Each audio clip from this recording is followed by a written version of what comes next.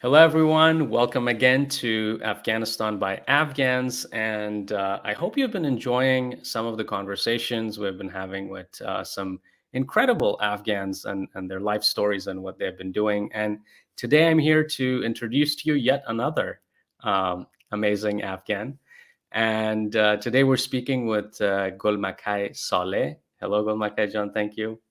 Hello, Misaq. Thank you for having me.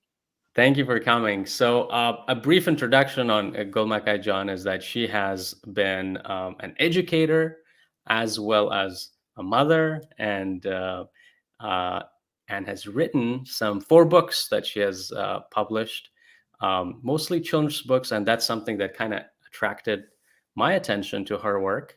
And she's studying psychology now, and we're going to get to learn more about her life and her inspiration behind her writing and her work and life and everything in between. So, without further ado, welcome again. I'm very happy we got to connect. It's been what, like 3, 4 months for us to connect?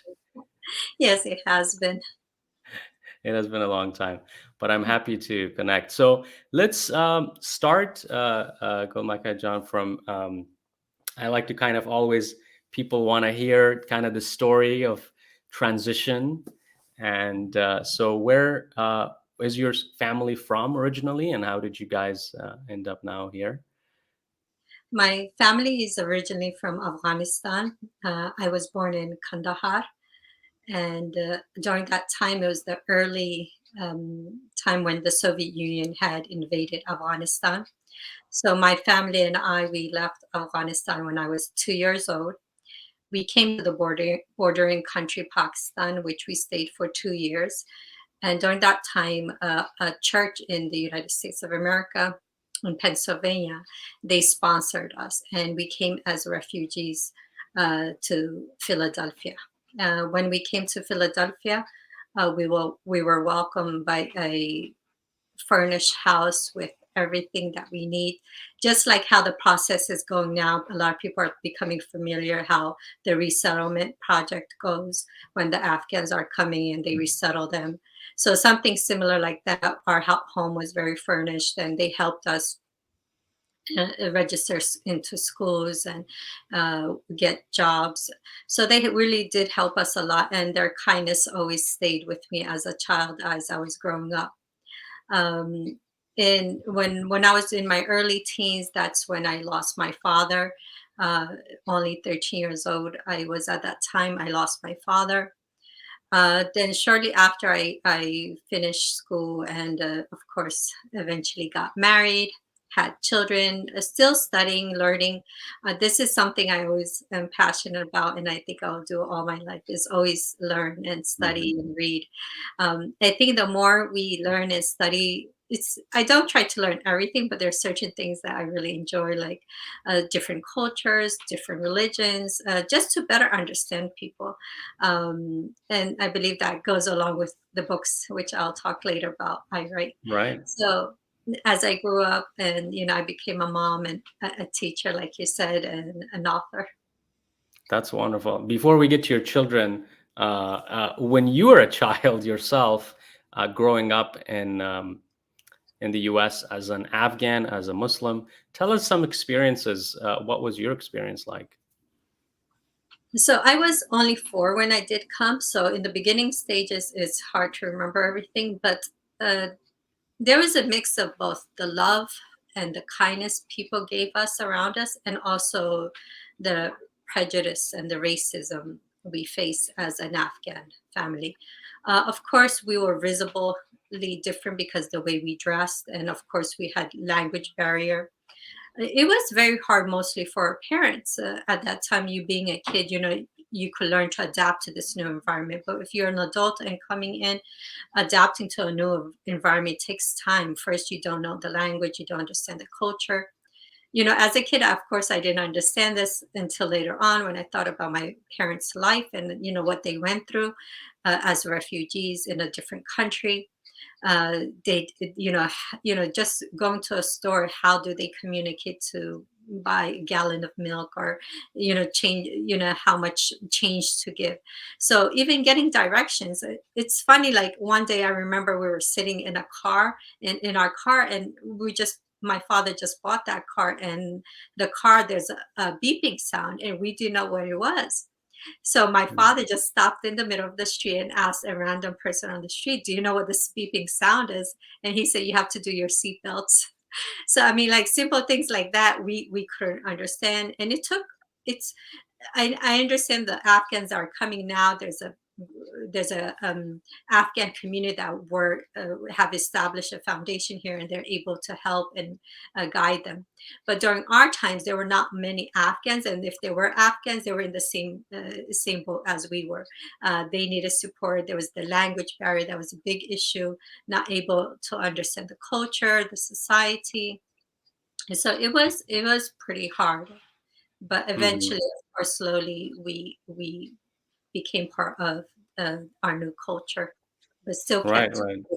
You Yeah. you mentioned something in your previous answer, which I'm gonna pick on. You said you one of the things you enjoyed was getting to learn about new cultures and new religions. What is one culture or religion other than yourself that you have come in contact with that you're very fascinated by?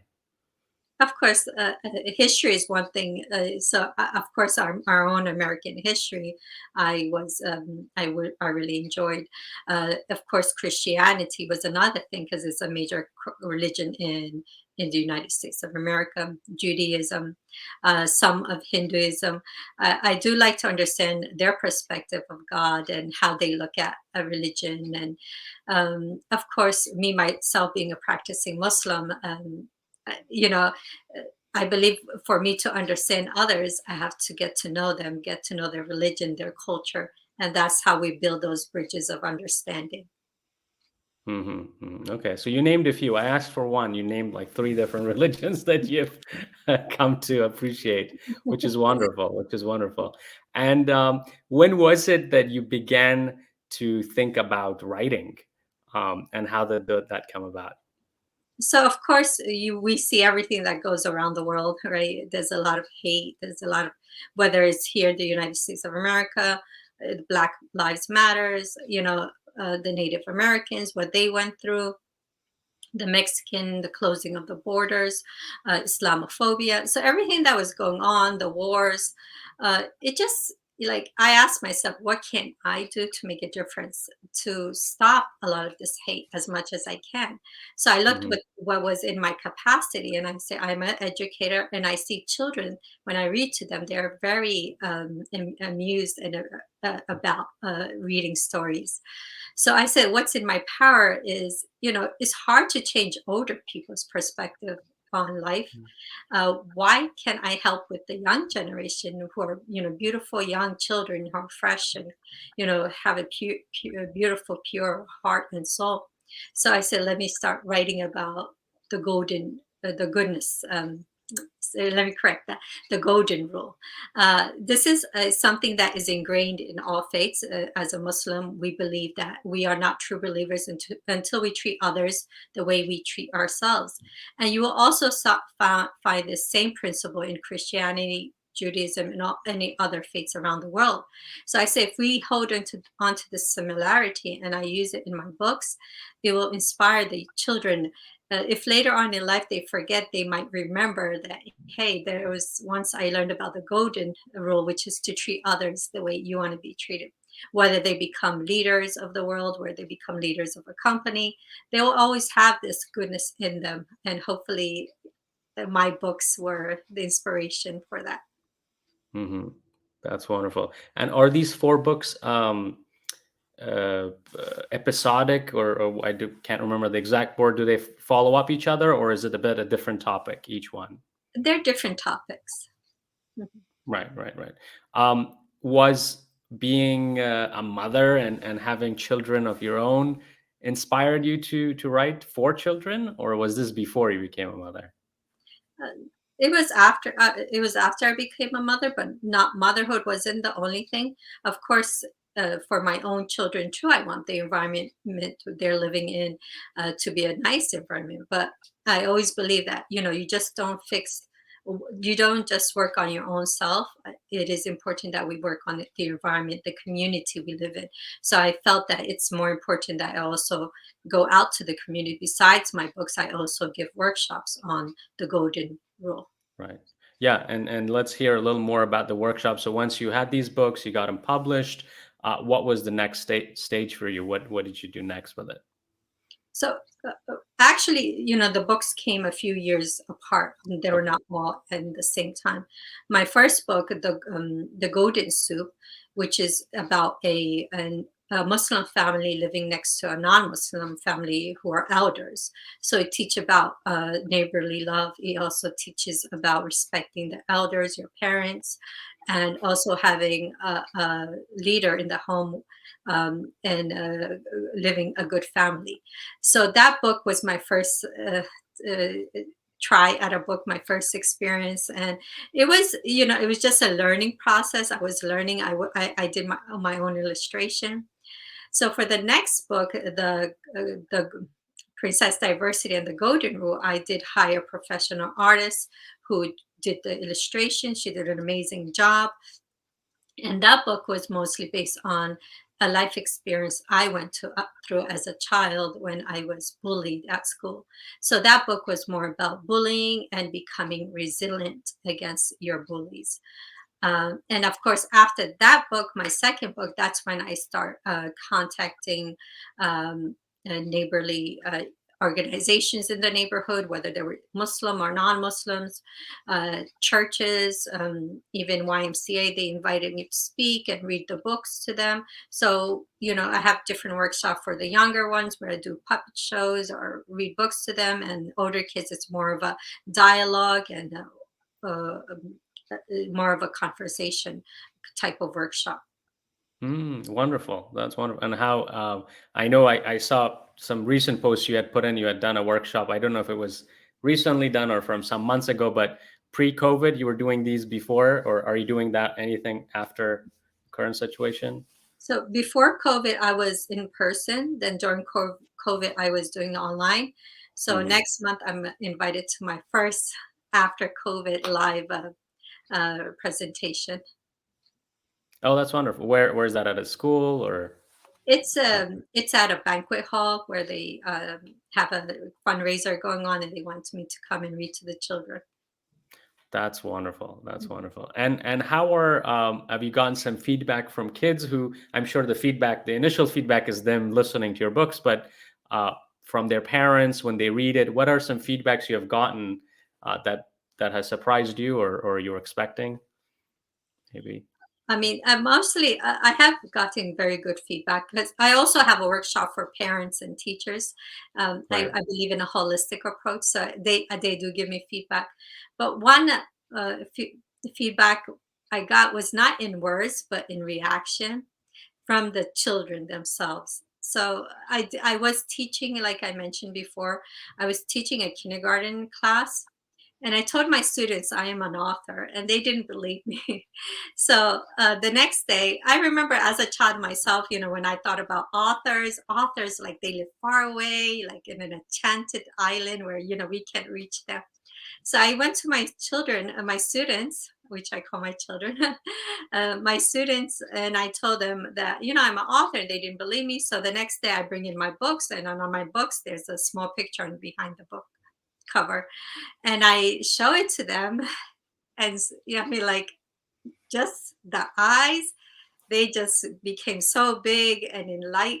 You could see the brightness in them, that they were so excited. They were so excited that their teacher is an author. So throughout the whole day, everywhere they went, telling everyone, do you know my teacher is an author? Do you know my teacher is an author? So we even got to read the books. And of course, I would always apply those principles I would wrote in my books with my students. Right. So, that reaction really inspired me to continue doing what I'm doing. Hopefully, I'll see the outcome in the near future where they become adults and they're leading in different aspects of the world. That's right. That's beautiful. And you mentioned about future and continuing to do what you're doing, or do we have new books in the line that we should be looking forward to? What are you? Yeah. What's coming up? So I always wanted to translate my books into Dari and Pashto. So Oh, I'm wonderful. like on the verge of launching two of my books, which is The Broken Smile and Touched by a Butterfly. These are two books after the first two I mentioned. So I do have them translated by some translators who volunteer. Actually, I'm looking into doing a project where I would be able to send these books to children in Afghanistan to have uh, as a gift from us. Here from the US.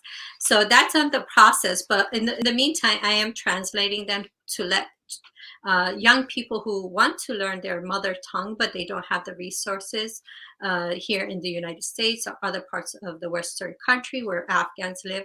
Like I myself, I really did need, uh, not everyone learns a language through hearing.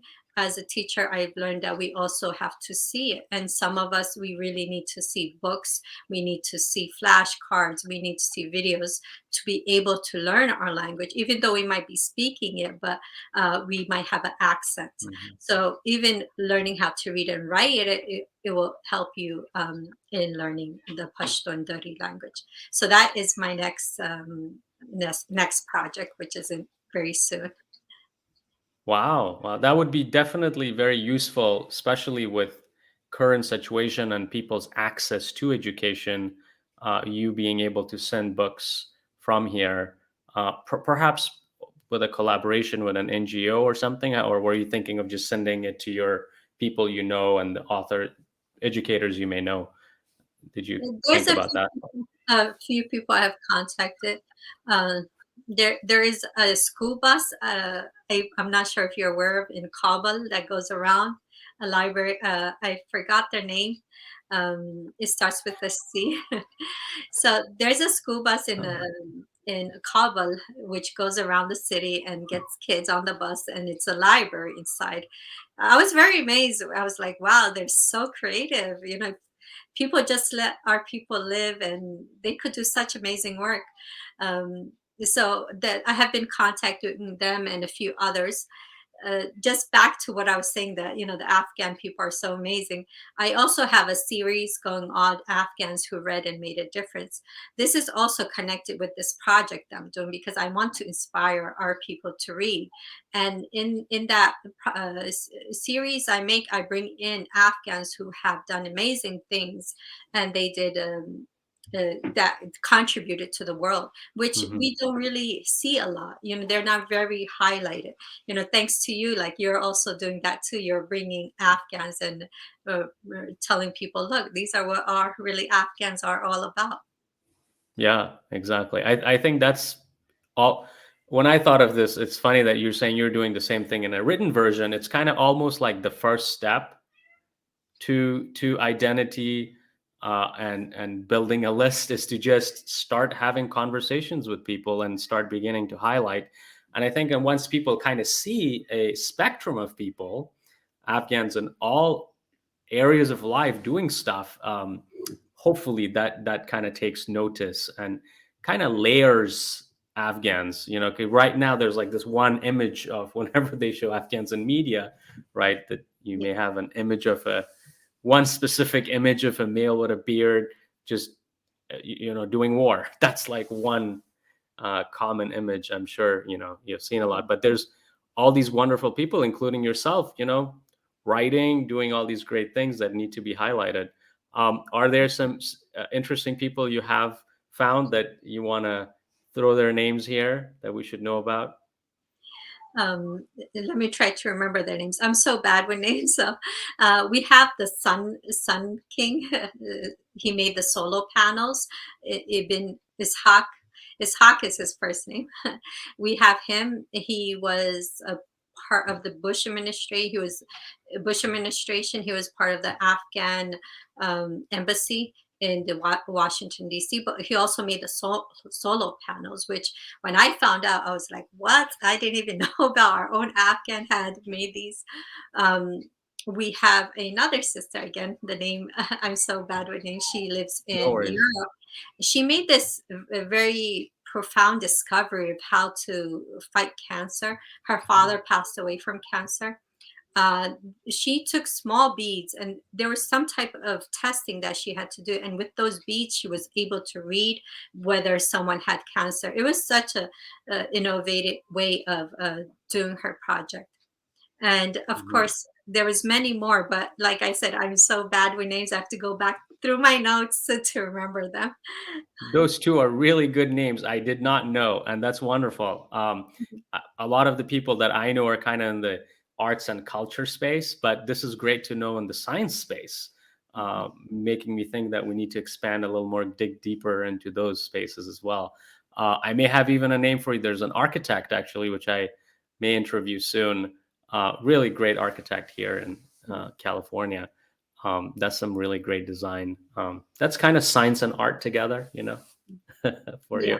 yeah. Um, that's wonderful. That's great. I wanted to kind of get into, for as we kind of get towards the end of our show, a little bit more in terms of experience. Um, I like to ask people about insight, about life, and what their lives have collectively led to, what insights we can draw from their lives. So, for you, as I'm hearing you with your books, for example, about the concept of golden rule, one question that comes to mind is, um, what have you seen are some of pitfalls or problematic thinkings that we pass on to our children that you think contributes to this long term, thinking of, uh, people just being very untie each other, and discrimination continuing. What do you think are some of the habits or behaviors we pass on to our kids that we can stop doing? Of course, parents are the first teacher of a child. And as parents, we have to really, really discipline ourselves and show ourselves in a positive note.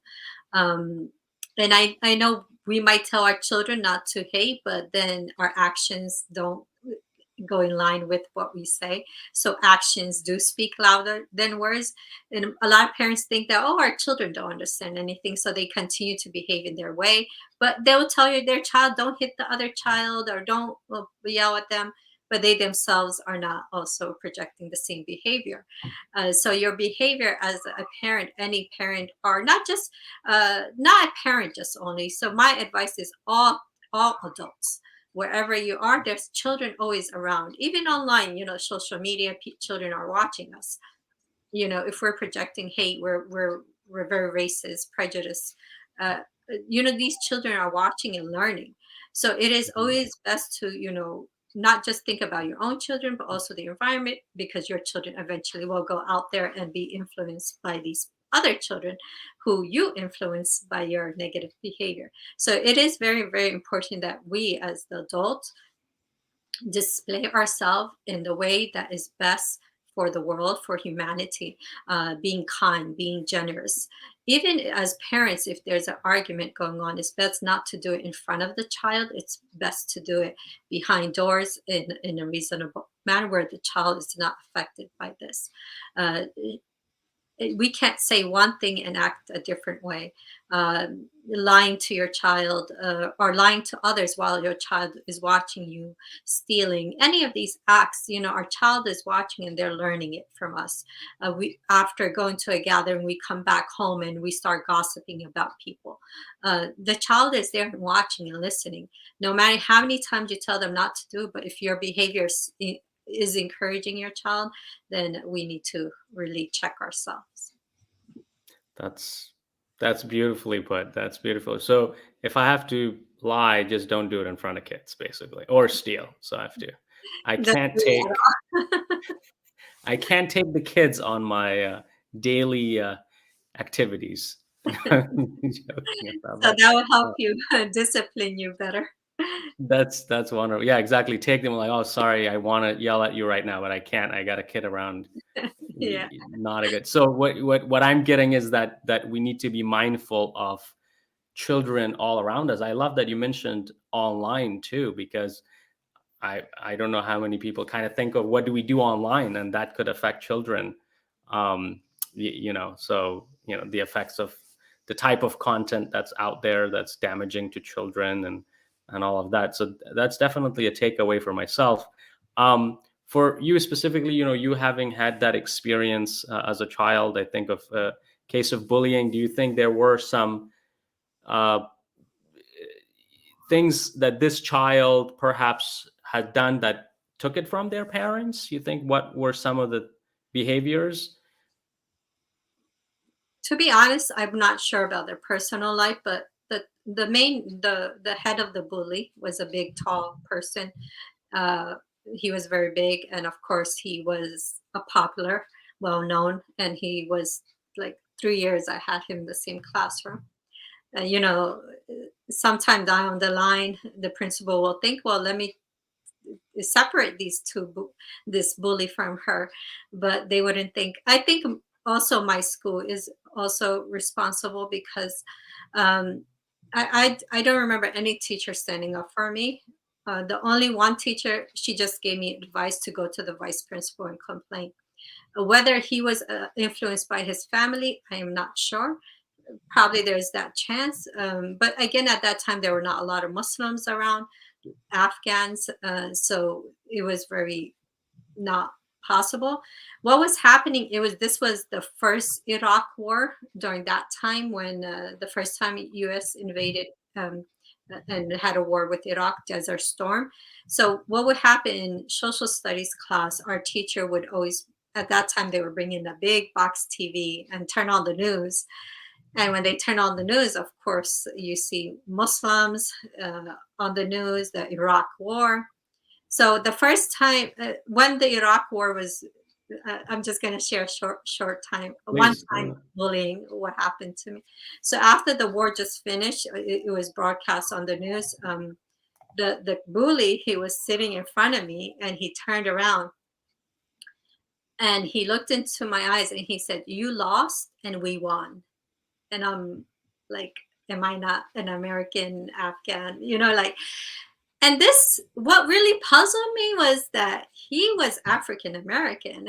And I believe someone who has been through pain would not do the same to others. If you have been hurt, why do you continue that hurt to others? So that really did confuse me as a child. Like, I couldn't comprehend why he would do that. Like, I of course we Right. we learned about slavery and all that was going on, and at the same time I would like question in my mind, but I didn't have answers when I was a young girl.